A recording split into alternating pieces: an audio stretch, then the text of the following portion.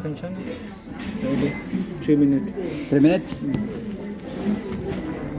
Hello. Okay, chua. Kape mo go. Kaibigan ko to. Inyaya niya ako magkape. Bago mapunta kami sa simbahan, kape muna kami. Kasi yung oras ng simbahan namin alas 3. Subong, oras ngayon alauna. So may isang oras pa kaming bilabon. Ito yung yung sa likod na yan, oh. Mga ano yan, mga juma.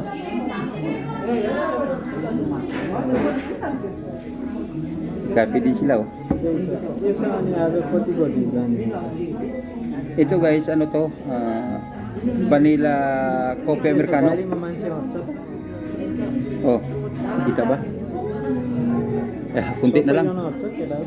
Ang isang order nito 2,700 won. Kung sa pira pa natin dyan, mga ano siya, kulang-kulang 120 yata piso ito. Masarap sa guys, parang matabang na masarap pa. Pero mas maganda nga ito, mahina yung ano, mga konti ng sukal.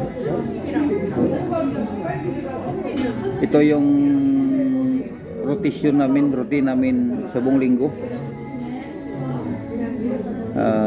Alin sa Lunes hasta sa Biyernes na trabaho. Sabado pahinga, sa Domingo kung mamalingki ka, mamalingki. Kung magkape, mangape. Kung i-treat mo sa pagkain yung sarili mo, okay. Ito yung rotation namin. Katapos nito, pero siyempre hindi mawala yung kada linggo going to church. Kasi diyan tayo diyan po tayo nagkuha ng lakas sa samba. Okay dito guys, kasi open dito, kahit anong relihiyon pwede dito. Open sila dito guys sa pagsamba, no? Hindi gaya ng ibang bansa na stricto sila sa about pagsamba.